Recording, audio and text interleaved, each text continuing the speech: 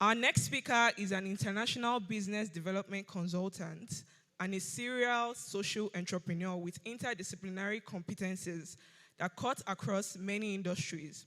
He would be speaking on good governance and accountability, setting the agenda for the incoming administration on Diaspora Partnership and Engagement.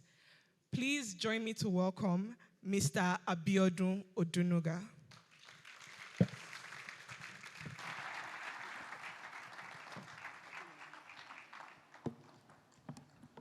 Thank you very much. It's great to be here. Good afternoon, everyone.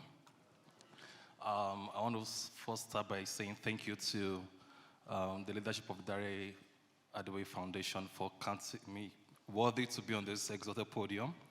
I felt like I didn't have more to say after a very strong and prolific speech by His Excellency.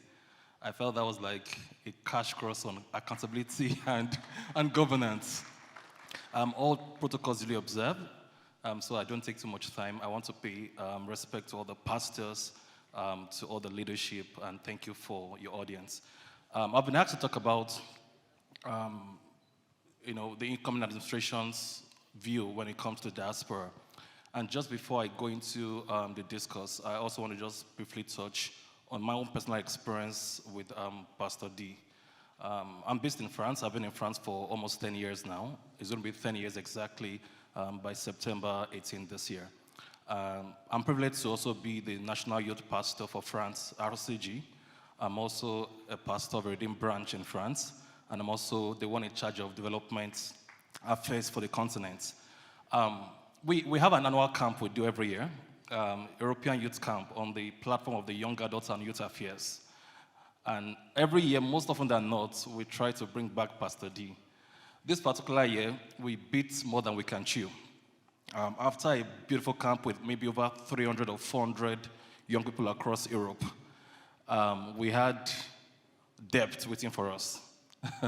And this camp would cost, tens, sometimes hundreds of thousands of euros.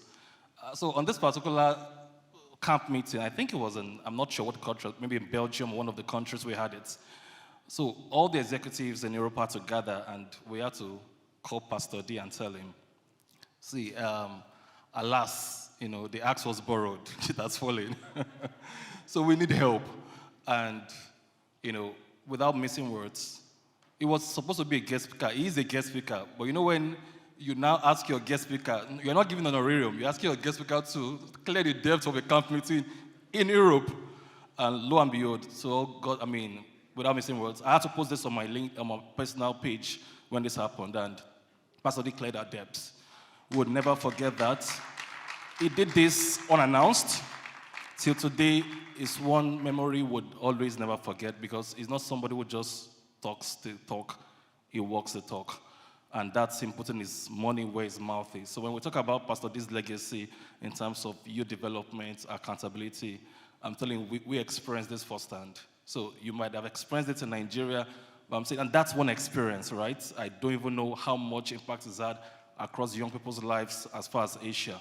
And I'm privileged to know that this platform is definitely a solid one to be able to mainstream his legacy. And I want to say thank you once again for all that you do and for upholding his legacy. Just my first slide, please. If you could put up my first slide. So while the technical team is coming up, when I got into France, I had a passion for Nigeria, and I still do. As a matter of fact, before I left Nigeria, I didn't jack bar like many people. That's why I'm here. So I had always done things in Nigeria when it comes to entrepreneurship and innovation. I had engagement with Microsoft over 10 years ago. I had engagement with the likes of the Commonwealth. And then beyond all of those engagements, also did projects even as far as Brazil, representing Nigeria young people as far as 2012. And then I went for my NYC, shortly after my first degree, 1 year after actually. And then after my NYC, one of the reasons why I didn't redeploy, immediately after my degree, didn't redeploy was because I wanted to still feel the pulse of the country. So I went as far as Adamawa State, Yola. And even though I never, even though I had the chance to have redeployed, I wanted to feel the pulse of the northern people, just to understand, so I can have an holistic idea of what Nigeria and what the nation was about. Shortly after that, continuing my project, when I got to France, one of the reasons why France was a destination for me was because I wanted a country where I wouldn't have to do more than 6 hours flights back and forth, and also be able to be, mainstream, Nigerian conversation and be able to be the bridge, with all due respect, to be the bridge. And back there, as I did some of the things which I will share about with us, I also got married recently, almost 2 years now. And one of the questions I asked my fiancée then, married to a beautiful wife, she's probably watching right now from Europe. And one of the things I asked her was, it was an interview. You're born again, spirit-filled. Do you love Nigeria? Or you're also part of the, we are here forever? And that answer about being passionate about Nigeria was going to define whether I continued or not. And this has been the dream I've cried for years. But all of the things I did long before I left Nigeria, to the time where I was now based out of Nigeria, I want to say with all sorts of modesty that I've been more useful to Nigeria as somebody in diaspora. And that takes me to the first slide that I want to talk about, that Nigerian talents or Nigerian diaspora doesn't have to be a lost treasure. They're actually trapped assets out of the country. I've come to Nigeria regularly, sometimes 3-4 times a year, done projects with the Lagos State government, everything that revolves around facilitating investment for the country. And so, for me, one of the conversations that we should begin to have is not really the story of a lost case story that Nigerians are living.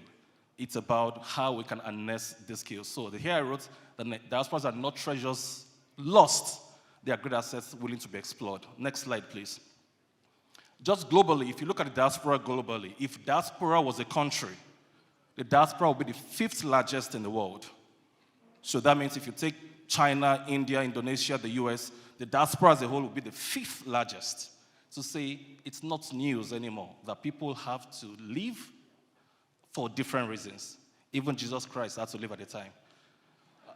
2017 to 2012, according to the UN statistics, Nigerian migrants abroad, or according to the UN statistics, this particular one says we're about 1.2 million official figures. So this 1.2 million doesn't take into account other things. If you go to Western Union will be telling you about 5 million Nigerians abroad. If you go to NIDCOM will tell you between 5 to 10. So depending on the stats, roughly you actually have to synthesize all of these statistics, and in reality, not theory right now, there are about 15 to 20 million Nigerians abroad. And that tells you, if that was a country, we're talking about times 5 of some European countries. Luxembourg, for instance, has about 600,000 people, 600,000. So you can imagine that's just the local government in Lagos State, and that's a country. Montenegro, Malta, all of this combined together cannot even amount to the numbers of Nigerians that we have abroad. Next slide. So diaspora figures in remittance. In 2018, I'm just trying to lay a foundation before I begin to give my own suggestions. Remittance in Nigeria, in Sub-Saharan Africa in 2018 was about Nigerians' remittance within Africa was 1/3 of what came into the entire continent, Sub-Saharan Africa. So, and that estimated to about 23.6 billion. That was just in 2018.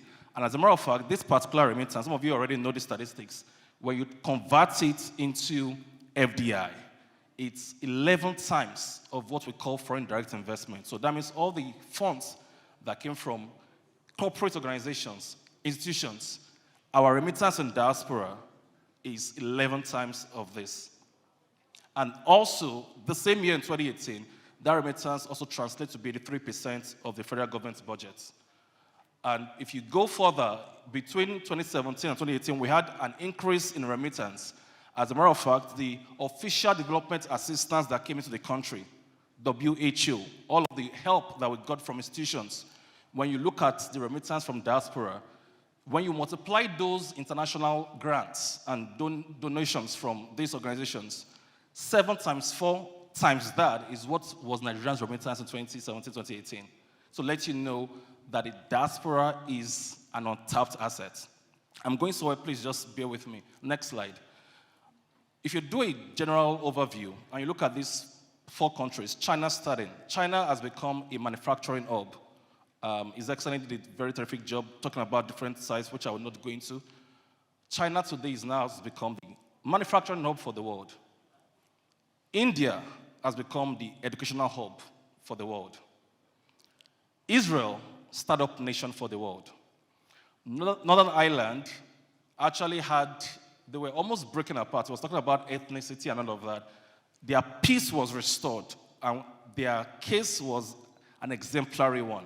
Now, from the manufacturing hub that China has become to Indians' own prowess in education to Israel's startup, there is a common denominator among these 4 countries. The common denominator they all have in common that's changed their fortune is their diaspora. It was their diaspora's prowess and contribution in making these countries. Chinese was China averagely as it was before. The Chinese, even Jack Ma, some of you know Jack Ma's story. Jack Ma was based in the US. Got his idea, went back to the US, set up. He was a diasporan guy. And I can go on and on. All of this fortune changed because the diaspora was involved in this development. And so when we talk about migration and diaspora, migration has become the loose word. So we fear it, or let me say government stakeholders fear migration. Our people are leaving, and it's sad. Why are they not staying back? So it has become that the context is things are leaving. It has to do with dispersal. We are losing value. But if well captured, migration can be turned into diaspora, and rather than losing, as a matter of fact, you're actually you are getting something in return. So while migration speaks of dispersal, everybody who goes from their country of origin, they still carry their country at heart. And I'll go to more practical examples of my own experience living in Europe. So once you mainstream diaspora into the conversation, it doesn't matter whether they're in Sudan, Kenya, it doesn't matter whether they're in Yugoslavia, the diaspora prowess is enough to turn all of those outbound folks into real convertible assets for the country. Next slide, please. And so I'll just try to cap my thoughts for the incoming administration. I know there've been a lot about, most of the presidential candidates, as a matter of fact, went abroad, talking to diaspora members, supporters, but it has to go beyond the election period. It has to go beyond trying to galvanize resources. There has to be more. We don't want to see them just when they're coming to advocate for the next or console and tell us to vote for the next. So what are the thoughts I have when it comes to the incoming administration and how they can mainstream diaspora and engagement and also have robust partnerships? The first one is on mapping. My first advice is that government stakeholders or the incoming administration begin to invest in diaspora mapping. You can't even engage what you don't understand. The first question is, where are the Nigerians abroad? It's easy to say, they're in the US, they're in Canada, but beyond and deeper than the country where they're in, after you understand where they are, the question is, who are they really? So if you have Nigerians, for instance, in France, where I'm based,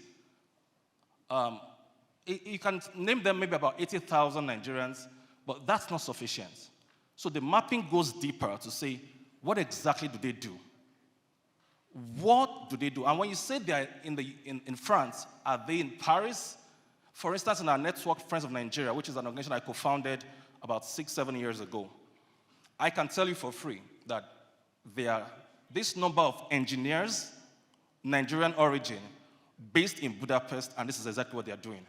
I can tell you this is the number of Nigerians who are focused on artificial intelligence, and they are into this. I can tell you the number of doctors, and that data, and that's at the level of what we do within Europe, we've been able to get a robust data, be able to engage them, and this didn't come for free. It took a lot because just like some of us live, there are people who leave Nigeria and they take their passports, never returning. So for you to even get those people to be able to trust the organization and be able to work with us, it took some level of value offering. And the government needs to understand that the more we know them, the more we understand what they want and what they do, the easier it is to engage them. So it's not enough to say there are 20 million Nigerians. Out of the 20 million, how many of them are asylum seekers? Because if you are trying to do diaspora bond or diaspora fund, and you're targeting people who are still illegal in the country, you're talking to the wrong audience. So you can't just say, there are plenty abroad. What exactly do they do, and how do we mainstream conversations?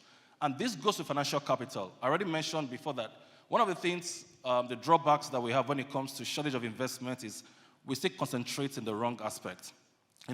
I bring in foreign investors to France, to Nigeria. I've done with few states like Taraba State, done projects with the Lagos State government. But beyond all of that, please, the previous slide, please. The previous slide. Beyond getting international investors, there's something that the government has overlooked, and that's HNIs in the diaspora. There are Nigerians abroad who, I can tell you this for free, who are not MEP guys. There are Nigerians abroad who own universities in Europe. So when I say they own universities, they are not managers. They own the universities, and you might not even see a black person there. Nigerians. So the same spirit through which a Nigerian works here, passionate. I mean, the only difference is that now that's somewhere where there's no epileptic power supply, where they have good policies, and they still devote themselves and they create sustainable companies. And some of these values have been undertapped. We are still scratching the surface. President Macron set up a club in 2018, and I was part of the conversation, France-Nigerian Investment Club 2019. In that club, there were about 30 top guys from France and Nigeria. From Nigeria, you can guess, your guess as good as mine. Alhaji Aliko Dangote, Mr. Tony Elumelu, Chief Otedola, all of the big guys. So it was 15 from Nigeria, about 16 from Nigeria, and then 14 from France. The ones from France are the heads of the likes of JC Decaux, Total, Société Générale. So this club is supposed to begin to talk about bilateral engagement in terms of business. After the launch of the club in Nigeria here, in 2019, we went back to Paris with the French president and everyone, and then I asked them that before we have the second leg of the discussion and talking about what France would do for Nigeria or what they have been doing. I mean, I know there's Bolloré, I know we have Lafarge, I know we have all of these big groups, JC Decaux in advertising. I said, can you give me, so I told the team, can you give me a session based on what our organization does? I want to just show you something that we do in France. Because when also the Europeans hear about Nigerians, what is mainstream is prostitution, human trafficking, the prince from Nigeria, the prince. So that's what's mainstream. So I asked them for a session. And in that session, I chose few members of our network, just few, just to whet their appetites. And I told these guys, please just come tell them what you do as Nigerians based in France. One of them makes nothing less than 10 million euros annually into automobile. Another one just raised the funding from Goldman Sachs, 5 million renewable energy. And I told them in this panel, all I've just come to show you too is, as much as you create jobs in Nigeria, we're thankful. But even though we don't make noise, there are Nigerians who are providing jobs in France, and they're not illegal. They are paying tax, they are giving salaries to people, and they are at the top of their game. And I told them this is just few members of our network. And then even the French stakeholders were surprised that you guys are this strong here. I said, then you can come for more engagement in an event so I can tell you more. And this is just to let us know that the idea was to get them to understand that even though we're not as loud and some of these people are silent, we've done a due diligence over the years, and these are members of our network who would do collaborations together.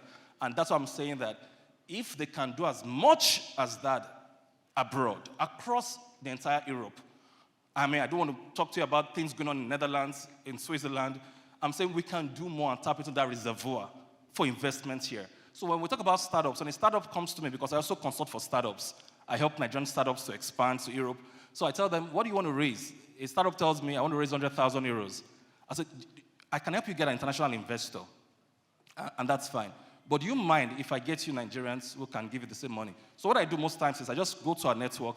So there's a good business on ground. This guy is credible. We've done a due diligence. It needs 100,000. 5 Nigerians will just drop 20,000. I said, does it matter to you where it's coming from? So I'm saying, it doesn't matter whether you need the investment, right? But I'm saying there's a diaspora fund that you can tap into. And the difference for the startup is that these ones have passion for Nigeria, right? They want to give back. So while they're abroad, they're happy to invest in SMEs because even though they're abroad, they are creating jobs through the vehicle of other SMEs, and they're also investing. And one thing people like President Macron has done very well is that even when he became president, one of the first things President Macron did was that he set up a committee. In French, it's called Conseil Présidentiel pour l'Afrique. So what that means in English is the Presidential Council for Africa. This group of guys from Mali, from different strategic countries in Africa, help him to be able to mainstream into the polity of the countries. They advise him even as far as what speech he should say. When you go to this country, they help create the narrative. So it doesn't even come out as being proud. And this is what he has done, using diasporas to be able to get into the... And if the French president and other presidents can be that smart and intelligent, I'm wondering what are we doing? So while we are crying, loud that they've gone, the guy there is asking himself, but I can still be relevant. Exactly as I was talking about technology today. I mean, we're in a world where you don't even have to be in Switzerland to create value there. Flutterwave is dominating the world. Nigerians abroad can be abroad and can still create value here. Next slide, please. So before I talk about this, I was talking about social capital. One of the things the government has to understand is that diaspora has what is called, if you can go back to the previous slide, sorry, social capital. And very important because beyond knowledge capital, social capital has to do with connections. Because living in a place like Germany for 20 years counts for something. Who is best fit to help the government mainstream into development discussions, if not a Nigerian doesn't understand about Frankfurt and how the EU operates? So that's what we call social capital. Their influence, their affluence. A Nigerian company that I was working for reached out to me and was trying to get a partnership in Europe. And they're very strong here. If I mention their name, some of you probably know them. Strong, sent emails, no response. Traveled down to Europe, went for meetings, they threw their papers back to them. So I told them, are you tired? They said, yes. So I said, so give me 2 days, and then we'll go together with your team, and you get this deal signed. So just for free, I made calls, and then we went to an office, and they told them, we're going to work with you. And what they asked me was, I've been on this search for 6 months, and they've been throwing my document and parties around. In my mind, I was telling him, just they play who? Because you think 6 months Google qualifies for partnership deals compared to somebody who has lived there, knows how they work. Even as short as how you write your email, so an European stakeholder can determine whether they're working with you or not. And those nuances around business deals, you don't know by staying in Lagos. And I'm saying that it can be leveraged because they have what is called social capital. And companies have to understand that, and so is the government, to know that they don't need to break brick and mortar to be able to get this done. The other capital I want to talk about is knowledge capital, brain circulation. I was part of a conversation with the IOM. I also worked with the IOM on diaspora engagement. And the IOM is saying, it's funny that those who try to solve our problems are, those who don't even have the issues that we have. And one of those things we're talking about is how do we reverse the brain drain and begin to do brain gain? And one of the things I mentioned to the IOM is to say, there are ways we can tap into this. Nigerians don't have, when I'm even in France, sometimes I visit a doctor. I don't even get to the doctor, it's teleconsulting. So when the president of the Nigerian Medical Association is shouting 40,000 doctors are available to serve 200 million Nigerians, naturally they don't have to be here. Even the ones who have jackpot can still serve. Because even abroad, there are doctors I don't see. They do teleconsultation. So why can't we leverage on technology and still be able to mainstream our guys in the UK? Let's go to the next slide. I want to talk about our old days abroad. And I'm saying this because I've also engaged, they're part of our network too. These are people who are retirees. They've been abroad for 40 years. Some of them left during Biafran War, 50 years, 60 years. They've seen it all. They've done it all. And what they're asking is, they are now at the level of Maslow's hierarchy need. self-fulfillment. I want to give back. But they don't have the energy for bureaucracy. So, and these guys, an example, I would name it, I mean, this is real, but I'll do a prosy name. I met Mr. John Bosco in Europe, and he told me, I'm going to give you 1 million euros. Because I'm doing well in Europe, I've done a lot. And all I want you to do, he gave me a task on my team, take this 1 million euros back to Nigeria and give it to young people that don't have collateral, but be sure that when we give them this money, they return the money as it is. And that was the assignment he gave us about 2-3 years ago. The reason why my colleagues and I didn't collect the money is because we don't even know where to catch them from, because somebody can collect the money and be abroad, because I've seen people collect foundation funds, entrepreneurship, and they're now doing masters abroad. So I left the funds. There are many of Mr. John Bosco who are saying, I just want to build a university, and I don't want problems with NUC. I just want people who are intelligent. How do we get these HNIs? And the government needs to start looking at, and some of them are professors in leading universities, and all they want to do is just give back. But we need to think about them. Next slide, I think I have 2 more slides. Diaspora voting, very important. I was part of the conversation, and unfortunately, some of us followed the conversation. It was dropped at the second hearing. It's a shame. Over about 2/3 of African countries are already doing diaspora voting. Mali, Guinea, name them, Gambia. The giants of Africa can't do diaspora voting. In the world, about 118 countries are already doing diaspora voting. What is the fear? So, you all know the fear. All right. This is very important. The new incoming administration must re-engineer the missions. Nigerian embassies are not just created for the purpose of visa renewal. As a matter of fact, just so you know, some Nigerians travel back to Nigeria, abroad to Nigeria, to renew, because it's harder to even renew your passport abroad. And so imagine what some of them see the embassy has. If they don't need certificates or birth certificates to be stamped, they have no business there. But embassies can do more. Their job is not just stamping passports and renewing passports.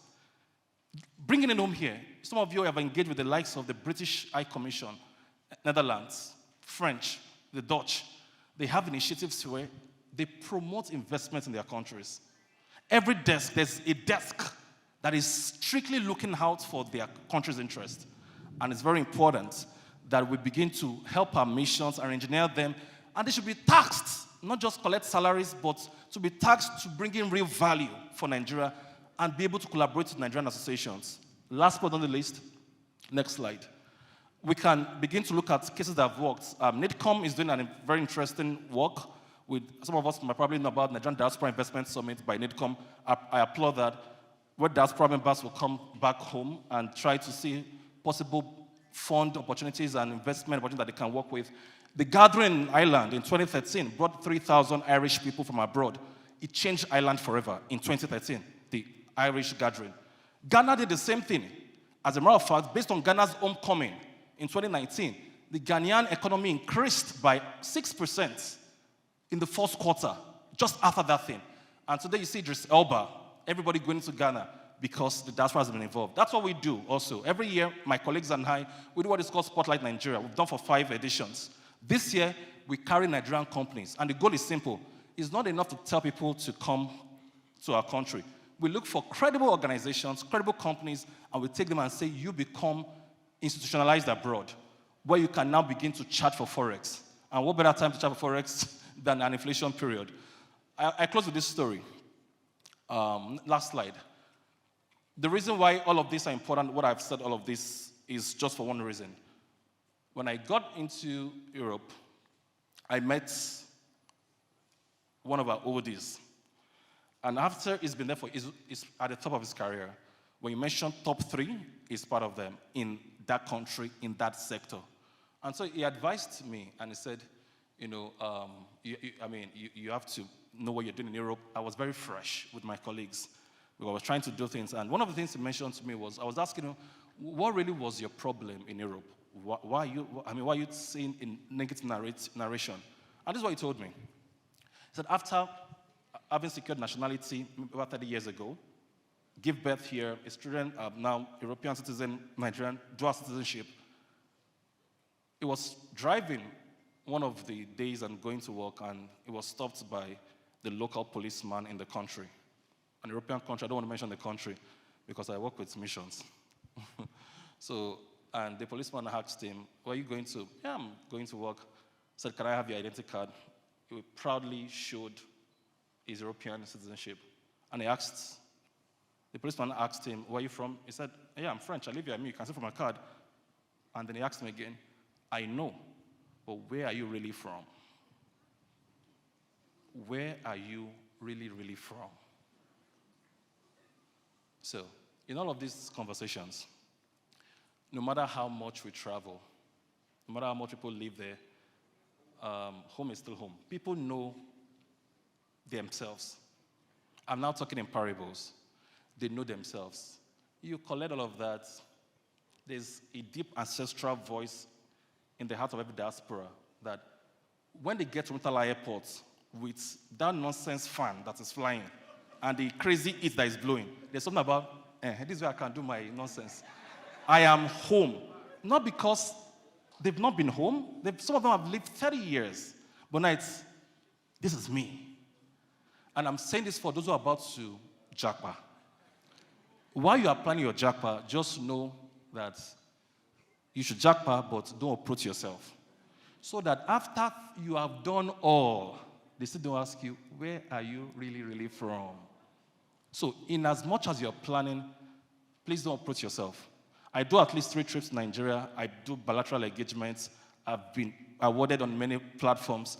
But all of this is not even because it's a teamwork. The first thing I do was to galvanize people. And that's also because my success story in Europe is not complete with that Nigerian story. I'm useless in Europe. All I sell is Nigeria. So my identity really, the day I can't sell Nigeria anymore, I know Nigeria is hard to sell. To say, come invest, support this project, bring investors here to different states, it's hard to sell. But I'm saying my relevance. But Nigeria is also very easy to sell. Even though it's a paradox. Because with all of the problems and challenges, we are better than many countries in many respects. Creative industry, is that as I mentioned, technology hub, #1 in Africa. So what we do back in Europe is the same what they do in Europe. We spotlight the good part. Because even in European countries, I know many places are not safe. People get stabbed. It doesn't come on the news. So every time they call on me and tell me, come, let's talk about Boko Haram, I said, I'm not doing any news. I want to talk about innovation in my country. And because when it happens here, in 3 days, we don't sit on the air. So that's not all that happens in Nigeria. As a matter of fact, there are some places that are safer in Lagos, in Adamawa, than some European countries. And that's what we have to spotlight. There are good things. But all of this can happen if we have a government who sees the future and doesn't see migration as a problem. And I'll end by one thing. My colleague will say, there is nothing wrong with Nigeria that cannot be fixed by what is right with Nigeria. And diaspora is one of those things. Thank you.